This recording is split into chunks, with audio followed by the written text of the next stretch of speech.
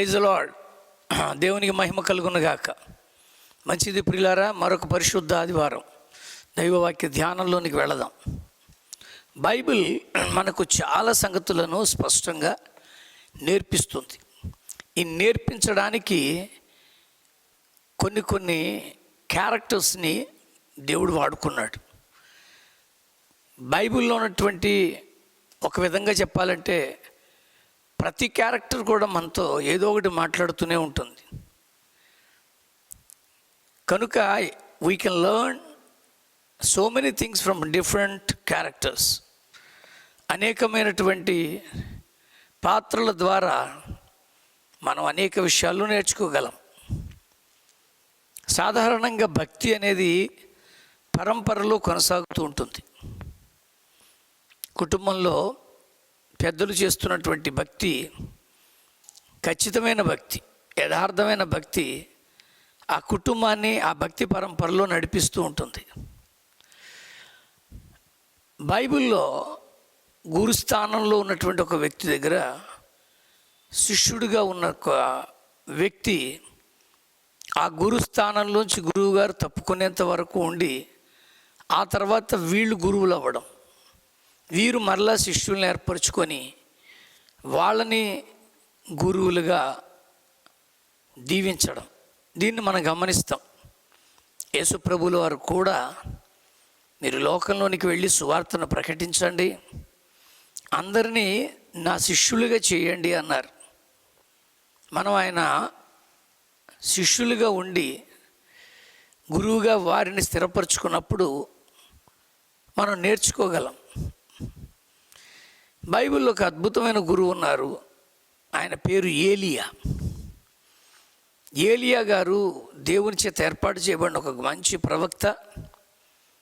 ఆ ఏలియాతో ఒక సందర్భంలో దేవుడు అంటారు, ఏలియా, నువ్వు నా దగ్గరకు వచ్చేసే సమయం ఆసన్నమైంది కనుక నీకు మారుగా నీ పొజిషన్లో నీ స్థానంలో ఉండడానికి వేరొకరిని నువ్వు శిష్యునిగా సిద్ధపరచుకో. ఆయన నీవు నా దగ్గరకు వచ్చాక ప్రవక్తగా ప్రజలను నడిపిస్తారు అని ఎవరిని నియమించాలో కూడా దేవుడు చూపిస్తాడు. ఏలియా గారు, మీరు వెళ్ళి షాపాతు కుమారుడైన ఎలీషాను మీరు ఇశ్రాయేలీలకు మరొక ప్రవక్తగా మీరు నియమించండి అన్నారు. అలాగున ఎలీషా గారు ఇశ్రాయేలీయులకు ప్రవక్త అవుతారు.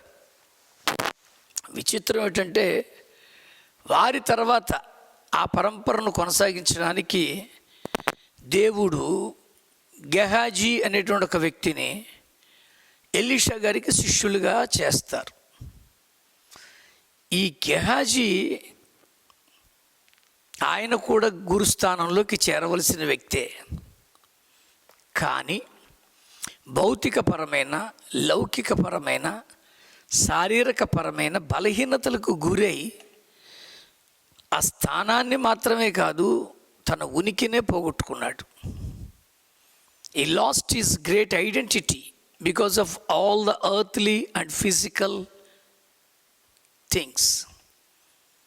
అందుకనే వారి జీవితంలోంచి కూడా మనం నేర్చుకోవచ్చు. ఏలియా గారు గొప్ప గురువే, వారి జీవితంలోంచి మనం నేర్చుకోవచ్చు. వారి శిష్యులుగా ఎలీషా గారి నుంచి కూడా మనం నేర్చుకోవచ్చు. ఎలీషా గారికి శిష్యులుగా ఉన్న ఈ గెహాజీ గారు ఎందుకు ఆ స్థానానికి చేరలేకపోయారు, ఎందుకు వారి పరిచర్య అక్కడితో ఆగిపోయిందనే విషయాలు నేర్చుకోవాలి. రాజుల 2వ గ్రంథం 5వ అధ్యాయంలో 27వ వచనం నేను చదువుతున్నాను. కాబట్టి నయమానునకు కలిగిన కుష్టు నీకును నీ సంతతికిని సర్వకాలము అంటి ఉండునని చెప్పగా వాడు మంచు వలె తెల్లనైన కుష్ఠము కలిగి ఎలీషా ఎదుట నుండి బయటికి వెళ్ళాను. కనుక ఈ గెహాజీ గారు ఎలీషా గారికి శిష్యులుగా ఉన్నారు. ఈ రాజుల 2వ గ్రంథం 5వ అధ్యాయం 20 నుంచి 24 వచనాలలో దైవజనుడైనటువంటి ఎలీషాకు సేవకుడు గెహాజీ, సిరియనుడైన ఈ నయమాను తీసుకొని వచ్చిన వాటిని అంగీకరించుటకు నా యజమానునికి మనస్సు లేకపోయాను. కానీ యెహోవా జీవముతోడు నేను పరిగెత్తుకొని పోయి అతన్ని కలుసుకొని అతని యొద్ద ఏదైనాను తీసుకుందును అనుకొని వెళ్ళాడు. ఎందుకంటున్నానంటే ద ఫస్ట్ అండ్ ఫండమెంటల్ దురాశ మన యొక్క నాశనానికి కారణం. యజమానుడికి ఇష్టం లేదండి.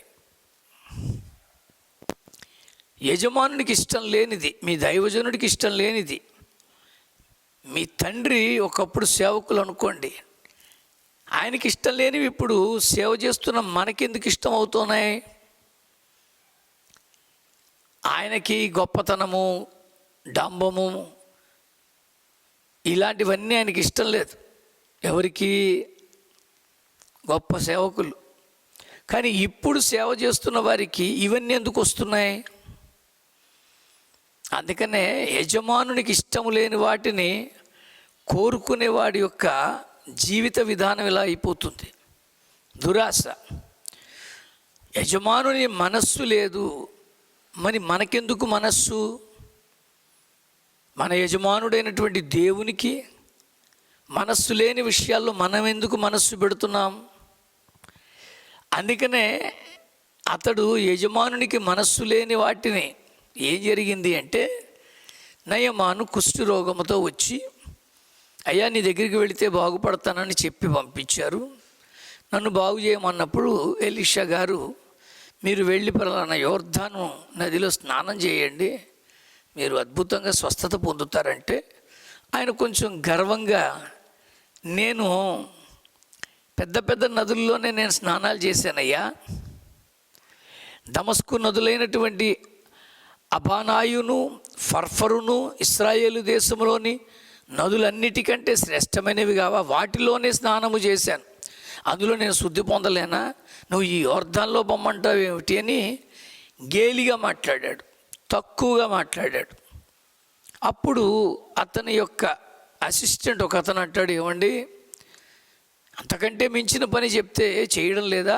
ఈయనేం చెప్పారు, వెళ్ళి స్నానమే కదా చేయమన్నారు. సరే అలాగా అలిసి ఉన్నాం కనుక స్నానం చేస్తే బాగోలేదా నువ్వు సలహా ఇస్తాడు. ఆశ్చర్యం ఏంటంటే, ఆ రీతిగా నయమాను యోర్దాన్లో స్నానానికి వెళ్ళి 7 మునకలు మునిగేసరికి అతడు పరిశుద్ధ పసిపిల్ల దేహంలా మారిపోయింది. వెంటనే అతను కృతజ్ఞతా భావంతో ఆయన దగ్గరికి వచ్చి, ఇశ్రాయేలీలో ఉన్న దేవుడు తప్ప లోకమందంతా మరి ఒక దేవుడు లేడని నేను ఎరుగుదును అని తనకు జరిగినటువంటి ఆ స్థితిని బట్టి ఒక సాక్ష్యం ఇచ్చి, ఇప్పుడు నీవు దాసుడైన నా యొద్ద బహుమానము తీసుకొనవలసినదని అతనితో చెప్పగా, ఎలీషా ఎవరి సన్నిధిని నేను నిలబడున్నానో ఇశ్రాయేలు దేవుడైన ఆ యెహోవా జీవముతో నేనేమీ తీసుకొనను, ఎంత బతిమాలినను అతను ఒప్పుకోలేదు. అది దైవజనుడు అంటే. మాకు అవి కావాలి ఇవి కావాలని పీడించి తీసుకునే దినాల్లో వారిని చూస్తే ఆయన ఏది వద్దంటున్నాడండి. పైగా అతను ఏమన్నాడంటే, ఎవరి సన్నిధిలో నేను నిలబడున్నానో ఆయన సాక్షిగా చెప్తున్నాను, నాకేమీ వద్దు అన్నాడు. అప్పుడు యెహోవాకు తప్ప దహన బలైనను మరి ఏ బలైనను ఇతర దేవతలను నేను అర్పించను, 2 కంచరగాడిదలు మోయనున్న నీ దాసుడైన 2 కంచరగాడిదలు మోయేపాటి మన్ను నీ దాసుడైనా నాకు ఇప్పించు. నువ్వు నిలబడిన స్థలం అద్భుతమయ్యా దైవజనుడా, నువ్వు కొంచెం పక్కకి తప్పుకుంటే ఆ పాదాలు మోపిన ఆ మట్టిని నేను పట్టుకొని వెళ్ళుకుంటానంటాడండి నయమాను. అది భక్తి భావం.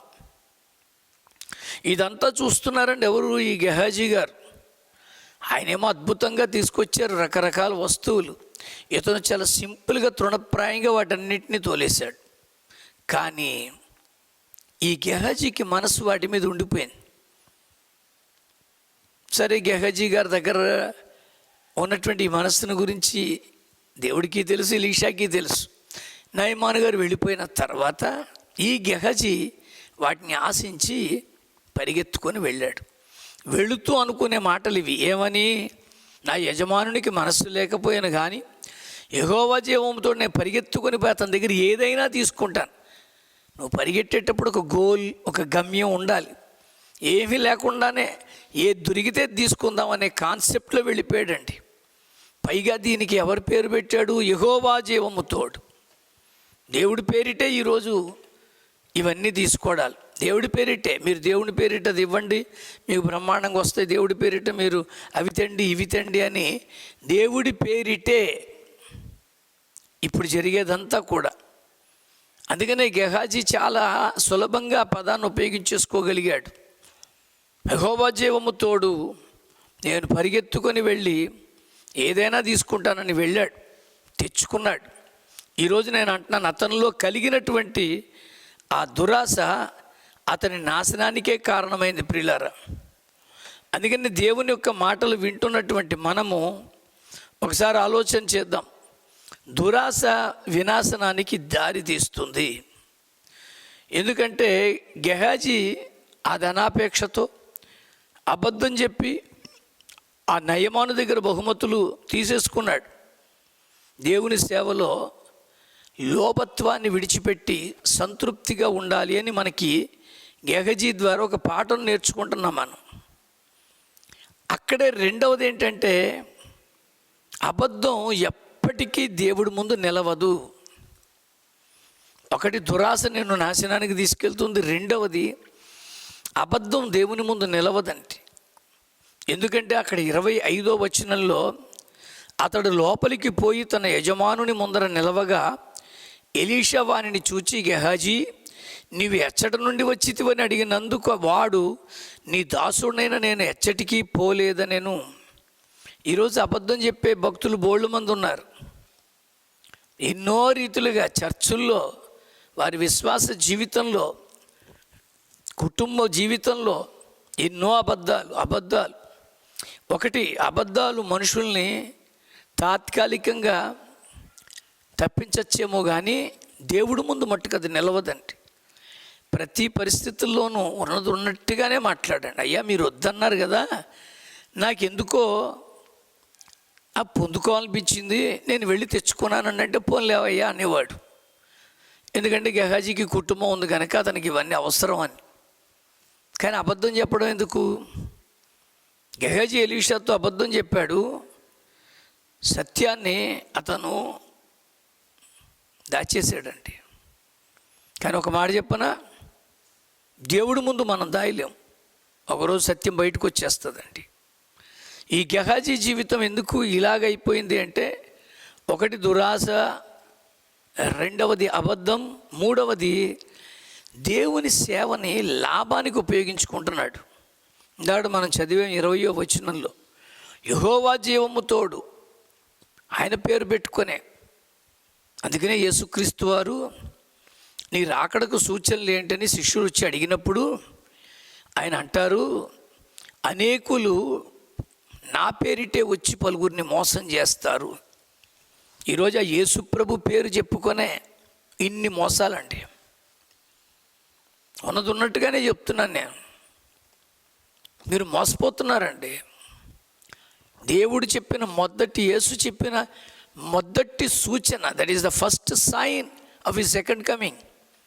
తన రెండవ రాకడకు యేసు ప్రభువులు వారు చెప్పిన మొదటి సూచన ఏంటో తెలుసా? మోసపోకండి. Do not deceive. మీరు డిసీవ్ అవుతున్నారు, మిమ్మల్ని మోసం చేసేస్తున్నారు. ఆ యేసు క్రీస్తు పేరు పెట్టుకునే మోసం చేస్తున్నారు. ఆయన నాతో మాట్లాడాడు. ఒక మంచి వివాహ సంబంధం వచ్చింది మా ప్రాంతంలో. అబ్బాయికి అమ్మాయి నచ్చింది, అమ్మాయికి అబ్బాయి నచ్చింది. ఇద్దరు మాట్లాడుకున్నారు, చాలా సంతోషించారు. సడన్గా ఆ విషయం ఒక ఆవిడ ఆన్లైన్లో ప్రార్థనలు చేస్తుంటారు. ఇదొకటి ఇప్పుడు కొత్తగా. ఈ ఆన్లైన్లో ప్రార్థనలో ఆ అంశాన్ని చెప్పుకున్నారు. చెబితే ఆవిడంటుంది, ఈ వివాహం జరగకూడదు, జరిగితే అనర్థం జరుగుతుందని ఆ వివాహం జరగకుండా ఆపేసిందండి. ఏమండి, దేవుడు ఇలా చేస్తాడా? అసలు ఎంత విచిత్రంగా అనిపించిందండి. ఇప్పుడు ఆ అమ్మాయి పాప అబ్బాయిని వదులుకోలేకపోతుంది, అబ్బాయి అమ్మాయిని విడిచిపెట్టలేకపోతున్నాడు, వాళ్ళ నాన్నగారు ఏమీ మాట్లాడలేకపోతున్నారు. వాళ్ళ అమ్మగారు ఈ గ్రూపులో ఉండడం వల్ల ఆ గ్రూపుని నడిపిస్తున్న ఒక ఆవిడ ఒక ప్రవచనం చెప్పేసింది. దేవుడి పేరు పెట్టుకొనే ఈరోజు ఆ వివాహం ఆగిపోయిందండి. మళ్ళీ చెప్తున్నాను, చాలా జాగ్రత్త. దేవుని కార్యాన్ని వ్యక్తిగత లాభాల కోసం ఉపయోగించుకోకూడదు. పరిచర్య పరిశుద్ధతతో నిర్వర్తించాలి. ప్రార్థన చేద్దామమ్మా అండంలో తప్పులేదు, కానీ నాకు దేవుడు బయలుపరిచాడు ఈ పెళ్ళి జరగకూడదని చెప్పి ఆపేశారండి. ఈరోజు మళ్ళీ అంటున్నాను, నేను దేవుని సేవ లాభానికి. ఒకవేళ అడిగారు అనుకోండి, అలా కాదండి ఇష్టపడ్డారు ఏం చేద్దామండి అంటే, అయితే ఓ పని చేద్దాం, 7 వారాలు ప్రార్థన పెట్టుకోమను, ఆ వచ్చే కీడు దేవుడు తీసేస్తాడు అంటారు. అసలు విషయం అది. ఈరోజు ఇదే జరుగుతుందండి. దేవుడి సేవ, నాకు ఇది దేవుడు బయలుపరిచాడు అనేది కామన్ వర్డ్ అయిపోయింది. నిజంగా మంచి జరిగేటట్లుగా ఉంటే బయలుపరచండి, ఈ విషయం ప్రార్థన చేద్దామండి అని చెప్పండి. కానీ పాప వివాహం ఆగిపోవడానికి కారణం ఆవిడైపోయింది. 4వది, రహస్య పాపాలన్నీ కూడా దేవుడు చూస్తాడు, ఇందులో డౌటే లేదు. నా పాపములు నీ ముందర దాచలేనంటాడు భక్తుడైన దావీదు కీర్తనలో. ఆయన చెప్పుకుంటాడు, నా రహస్య పాపములన్నీ నీకు తెలిసే ఉన్నాయంటాడు. కనుక రహస్యంగా చేసిన పాపం, అక్కడ 26వ వచనం చదివితే, అంతటి ఎలీషా వానితో, ఆ మనుష్యుడు తన రథము దిగి నిన్ను ఎదుర్కొనుటకు తిరిగి వచ్చినప్పుడు నా మనస్సు నీతో కూడా రాలేదా? ద్రవ్యము, వస్త్రములు, ఒలీవ చెట్ల తోటలు, ద్రాక్ష తోటలు, గొర్రెలను, ఎడ్లను, దాసదాసీలను సంపాదించుకొండకు ఇది సమయమా? నువ్వు రహస్యంగా సంపాదిస్తున్నావు, అడ్డుగోలుగా సంపాదించేస్తున్నావు. నేను మళ్ళీ చెప్తున్నాను, ఆ రహస్య పాపాన్ని దేవుడు ఖచ్చితంగా చూస్తాడు, నో డౌట్. పరిశుద్ధమైనటువంటి మనస్సాక్షితో మనం జీవించాలని రక్షణ ఇచ్చాడు. అసలు ఈ రక్షణ యేసు రక్తంలో కడగబడ్డం అంటేనే అర్థం అది. మనస్సాక్షిని ఎంతో శుద్ధీకరించాడు. ఈరోజు రహస్యంగా, అంటే గురువు గారికి తెలియదు కదా అని ఆయన కన్ను కప్పాను అనుకుంటున్నావు, కానీ దేవుడు కన్ను కప్పలేవు కదా మిత్రమా. అందుకని గెహాజీ నుంచి మనం నేర్చుకుంటున్నాం. దురాశ వినాశనానికి దారి తీస్తుంది. 2వది, దేవుని ముందర ఏ అబద్ధము నిలవదు. దేవుని యొక్క పరిచర్యను లాభాపేక్షతో గాక నీ సొంత లాభాలకు ఉపయోగించుకోకూడదు. 4వది, రహస్యంగా నువ్వు ఏం చేసినా దేవుడికి అర్థమైపోద్ది. 5వది ఏంటంటే, పాపానికి ఫలితం ఖచ్చితంగా వస్తుంది. అప్పుడు చెప్పిన మాట అండి, కాబట్టి నయమానునకు కలిగిన కుష్టు అతను వదిలిపెట్టేసింది, నీకు నీ కుటుంబానికి నీ సంతతికి సర్వకాలం అంటూ ఉంటుంది. పాపానికి ఫలం వచ్చిందండి.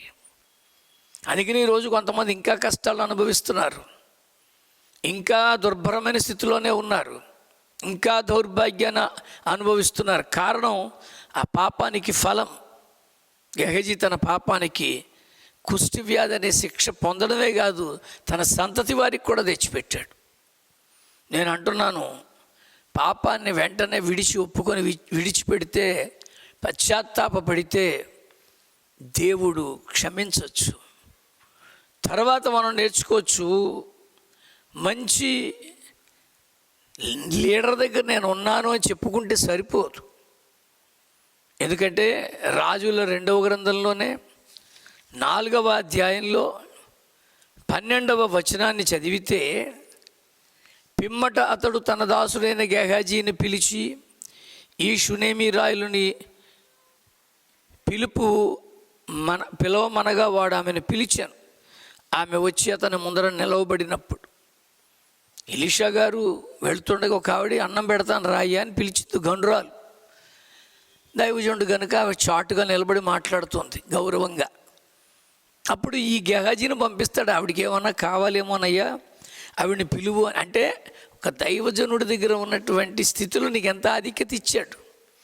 అంత మాత్రమే కాదు, ఒక సందర్భంలో ఆ గనురాలికి దేవుని కృపను బట్టి ఒక కొడుకు పుడతాడని ఆయన చెప్పినప్పుడు, ఆ కొడుకు కాయిలా పడి మరణం పొందినప్పుడు ఆమె పరిగెత్తుకొని వచ్చయ్యా, నీవు ప్రార్థన చేయగా దేవుడు అనుగ్రహించినటువంటి కుమారుడు చనిపోయాడు అన్నప్పుడు, గెహాజీ ఇదిగో నా దండము నీ చేతికి ఇస్తున్నాను, నీవు వెళ్ళి ఈ దండాన్ని పట్టుకొని ఆ కుర్రాడి మీద పెట్టు, ఆ బాలుని మొహం మీద పెట్టు, అని గెహజీకి ఆజ్ఞ ఇచ్చి పంపించాడు.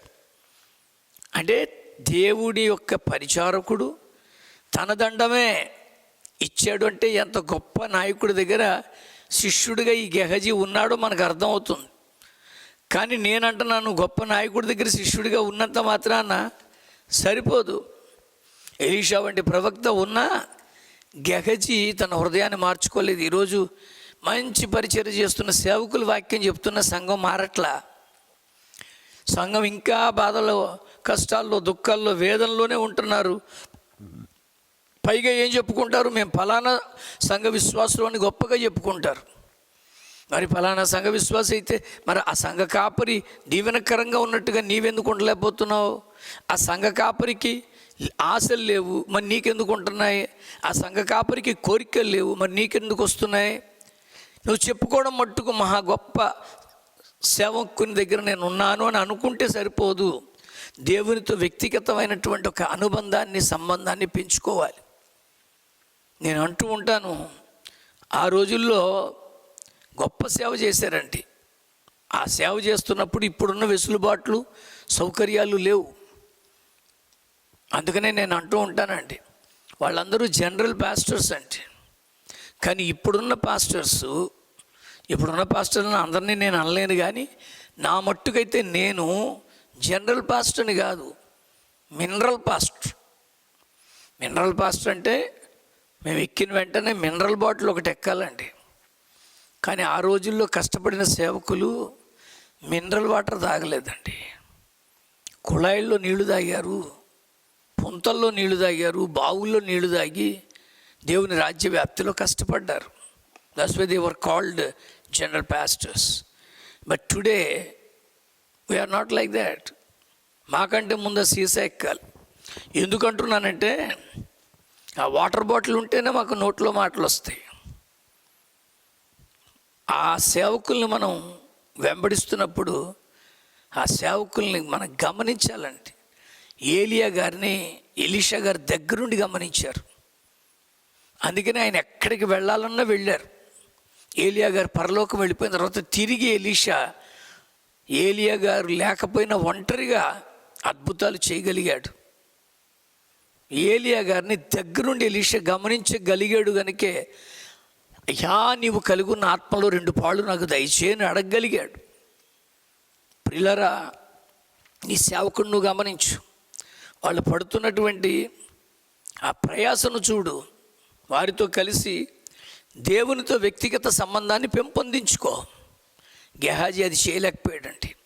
ఎలీషా గారితోనే ఉన్నాడు కానీ but he could not built good relation with God. అక్కడ మరొక మాట, దేవుడు మనకిస్తున్న అవకాశాలని వృధా చేయకూడదండి. అక్కడ ఎంతో మంచి అవకాశం ఇచ్చాడండి. నేను చేసినంత గొప్ప పని నువ్వు చేస్తావురా అబ్బాయి, నడుం బిగించుకొని నా దండాన్ని చేత పట్టుకొని వెళ్ళు. ఎవరైనా నీకు ఎదురుపడిన ఎడల వారికి నమస్కరించొద్దు. ఎవరైనా నీకు నమస్కరించిన ఎడల వారికి ప్రతి మర్యాద చెయ్యవద్దు. అక్కడికి పోయి నా దండము నా బాలుని ముఖం మీద పెట్టుమని గెహజీకి ఆజ్ఞ ఇచ్చాడు. గెహజీ వారికంటే ముందుగా పోయి ఆ దండమును బాలుని ముఖం మీద పెట్టాను. కానీ ఏ శబ్దము లేకపోయాను, ఏమీ వినవచ్చినట్టు కనబడలేదు. కనుక వాడు ఎలీషాని ఎదుర్కొచ్చి, బాలుడు మేలుకోలేదు అన్నాడు. ఎందుకని? ఇప్పుడు అంత గొప్ప దైవజనుడి దగ్గర ఉన్నటువంటి ఈ శిష్యుడే నేను ఎందుకు చేయలేకపోయాడంటే ముందే చెప్పాడు, ఎవరికి నమస్కారం చేయకు, ఎవరైనా నీకు నమస్కారం చేస్తే ప్రతి మర్యాద చెయ్యకు. కానీ ఇప్పుడు అలా కాదండి. శిష్యులుగా ఉన్నవాళ్ళు మీ గురువు గారి కంటే మీరు బాగా చెప్తున్నారండి అంటే చాలు, మా గురువు నాకు అవకాశం ఇవ్వడండి, నాకు కానీ అవకాశం ఇస్తేనా నేను ఇంకా వదరగొడేస్తాను. మీరు ఆయన కంటే చాలా బాగా పాడారండి అంటే చాలు, ఎక్కడండి పాటలు పాడడానికి మాకు ఎక్కడ అవకాశం ఇస్తారు? బహుశా ఈ గెహజీ దైవజనుడైన ఎలీషా చెప్పిన మాట మీరి ప్రవర్తించి ఉంటాడు, అందుకే కార్యం చేయలేకపోయాడు. నీకు అవకాశం ఇచ్చాడు, తన దండం పట్టుకొని వెళ్ళి కార్యం చేసి రావయ్యా అన్నాడు. సాధించలేకపోయాడు. ఎందుకంటే గెహజీ సేవ చేసే అవకాశాలు లభించే కానీ విశ్వాసంలో ఎదగలేదు కనుక పోగొట్టుకున్నాడు. దేవుని ఇస్తున్న అవకాశాలని విశ్వాసంతో జయించాలి. చివరికి ఒక మాట అంటున్నాను, పరిశుద్ధతే దేవుని సేవకి అలంకారం. ఎందుకంటున్నానంటే అక్కడ 26, 27 వచనాలలో మనం చూస్తే 4వ అధ్యాయంలోనే ఆయన అంటాడు, నీవు ఆమెను ఎదుర్కొన్నట్టుగా పరుగున పోయి నీవును నీ పెనివిటి నీ బిడ్డయు సుఖంగా ఉన్నారా అని అడుగు అని గెహజీని పంపారు. క్షేమ సమాచారాలు అడగండి. పరిశుద్ధత లేకపోతే పరిచర్యకు విలువ ఉండదండి. పరిశుద్ధ జీవితం ద్వారానే దేవుని మహిమను మనం తీసుకురాగలం, దేవుని మహిమను లోకానికి చూపించగలం. కనుక ఈ గెహాజీ అనేటువంటి ఒక వ్యక్తి జీవితంలోంచి మనం ఈ పాఠాలు నేర్చుకున్నాం. నీవెలా ఉన్నావు మిత్రమా? మరొక్కసారి ముగింపులో మళ్ళీ చెప్తున్నాను, దురాశ వినాశనానికి దారి తీస్తుంది. 2వది, అబద్ధం దేవుని ముందు ఎప్పటికీ నిలవదు. 3వది, దేవుని సేవ లాభానికి చేయకు. 4వది, రహస్య పాపాలన్నీ దేవుడు గమనించేస్తున్నాడు. 5వది, పాపానికి ఫలితం తప్పకుండా ఉంటుంది. 6వది, మంచి నాయకుడిని నేను కలిగి ఉన్నాను, ఆయన దగ్గర ఉన్నాను అంటే సరిపోదు, ఆ నాయకుని యొక్క విశ్వాసము నీలోకి రావాలి. తర్వాత 7వదిగా, దేవుడు నీకు అనుగ్రహిస్తున్న అనేక అవకాశాలని వృధా చేసుకోకు. చివరిగా, పరిశుద్ధతే దేవుని సేవకు అలంకారం. అలాగా మనం గెహజీ దగ్గర నేర్చుకుని పాఠాలు మన ఆత్మీయ జీవితంలో అన్వయం చేసుకొని మనము కూడా ఒక శ్రేష్టమైన శిష్యుడిగా మారే ప్రయత్నం చేద్దాం. ఏలియా గారికి ఎలీషా ఉన్నట్టుగా యేసుక్రీస్తు మనల్ని శిష్యులుగా ఉండమన్నాడు గనక ఆయనకు ఒక మంచి శిష్యుడిగా తయారవడానికి దేవుడు కృప చూపునుగాక. పరిశుద్ధుడైన దేవ, గెహాజీ అనేటువంటి ఒక వ్యక్తి జీవితం ద్వారా కొన్ని మాటలు పాఠాలు నేర్చుకున్నాం. మేము కూడా నాయన ప్రభువా, నీకు ఇష్టమైన శిష్యులుగా మారడానికి సహాయం చేయండి. గెహాజీ తనకి ఇవ్వబడిన అవకాశాన్ని వృధా చేసుకున్నాడు. మేము అలా కాకుండా నువ్వు మాకు ఇచ్చిన ఆధిక్యతను బట్టి నీ రాజ్య వ్యాప్తిలో శిష్యత్వంలో మేము ముందుకు సాగడానికి నీ కృపాస్తానికి అప్పగించుకుంటూ ప్రార్థన చేసి పొందుకుంటున్నాం పరమ తండ్రి. ఆమెన్. తండ్రి, కుమార, పరిశుద్ధాత్మ త్రియేక దేవుని సహాయ సంకల్పాలు గెహజీ వలే కాక యేసుకి ఇష్టమైన శిష్యులుగా ముందుకు వెళ్ళాలని అడుగులు వేసే ప్రతి ఒక్కరికి తోడే ఉండి నడిపించును గాక. Amen. God bless you all. Praise the lord.